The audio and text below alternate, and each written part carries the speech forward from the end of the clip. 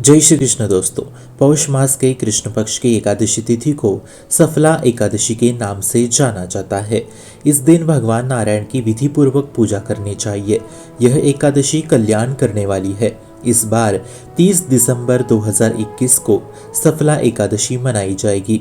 धार्मिक मान्यताओं के अनुसार गीता में भगवान श्री कृष्ण ने सफला एकादशी तिथि को अपने ही समान बलशाली बताया गया है। आइए जानते हैं मुहूर्त। एकादशी तिथि प्रारंभ होगी 29 दिसंबर 2021 को दोपहर 4:12 से समाप्त होगी 30 दिसंबर 2021 को दोपहर 1:40 तक। पारण तोड़ने का समय होगा 31 दिसंबर को सुबह 7:14 से सुबह 9:18 तक। महत्व। पौष मास के कृष्ण पक्ष की एकादशी के विषय में युधिष्ठिर के पूछने पर भगवान श्री कृष्ण बोले, बड़े बड़े यज्ञों से भी मुझे उतना संतोष नहीं होता जितना एकादशी व्रत के अनुष्ठान से होता है। इसलिए एकादशी व्रत अवश्य करना चाहिए। पौष मास के कृष्ण पक्ष में सफला नाम की एकादशी होती है। इस दिन भगवान नारायण की विधि पूर्वक पूजा करनी चाहिए। यह एकादशी कल्याण करने वाली एकादशी समस्त व्रतों में श्रेष्ठ है। इस व्रत से स्वास्थ्य और लंबी आयु का वरदान पाया जा सकता है। आइए जानते हैं सफला एकादशी की व्रत कथा। इस व्रत कथा को सुनने मात्र से मनुष्य सारे पापों से मुक्त होता है। आइए जानते हैं। पौराणिक कथा के मुताबिक चंपावती नगर का राजा महिष्मत था। उसके 5 पुत्र थे। महिष्मत का बड़ा बेटा लुंभक हमेशा बुरे कामों में लगा रहता था। उसकी इस प्रकार की हरकतें देख महिष्मत ने उसे अपने राज्य से बाहर निकाल दिया।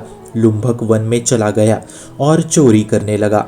एक दिन जब वह रात में चोरी करने के लिए नगर में आया तो सिपाहियों ने उसे पकड़ लिया, किंतु जब उसने अपने को राजा महिष्मत का पुत्र बतलाया तो सिपाहियों ने उसे छोड़ दिया। फिर वह वन में वापस लौट आया। वृक्षों के फल खाकर जीवन निर्वाह करने लगा। वह एक पुराने पीपल के वृक्ष के नीचे रहता था। एक बार अनजाने में ही उसने पौष मास के कृष्ण पक्ष की एकादशी का व्रत कर लिया। उसने पौष मास के कृष्ण पक्ष की दशमी के दिन वृक्षों के फल खाए और वस्त्रहीन होने के कारण रात भर जाड़े का कष्ट भोगा। सूर्योदय होने पर भी उसको होश नहीं आया। एकादशी के दिन भी लुंभक बेहोश पड़ा रहा।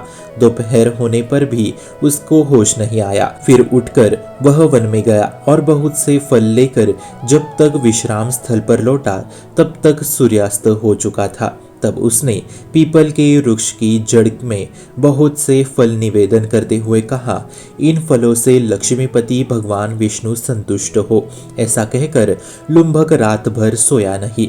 इस प्रकार अनायास ही उसने सफला एकादशी व्रत का पालन कर लिया। उसी समय आकाशवाणी हुई, राजकुमार लुंभक, सफला एकादशी व्रत के प्रभाव से तुम राज्य और पुत्र प्राप्त करोगे। आकाशवाणी के बाद लुंभक का रूप दिव्य हो गया। तब से उसकी उत्तम बुद्धि भगवान विष्णु के भजन में लग गई। उसने 15 वर्षों तक सफलतापूर्वक राज्य का संचालन किया। उसको मनोज्ञ नामक पुत्र उत्पन्न हुआ। जब वह बड़ा हुआ तो लुंभक ने राज्य अपने पुत्र को सौंप दिया और वह स्वयं भगवान श्री कृष्ण की भक्ति में रम गया। अंत में सफला एकादशी के व्रत के प्रभाव से उसने विष्णु लोक को प्राप्त किया। आप सभी को सफला एकादशी की हार्दिक हार्दिक शुभकामनाएं। भक्ति का प्रसार करने हेतु इस चैनल को अपने मित्र और परिवार संग शेयर जरूर करें और भक्ति दृढ़ करने हेतु इस चैनल को सब्सक्राइब करना ना भूले। राधे राधे।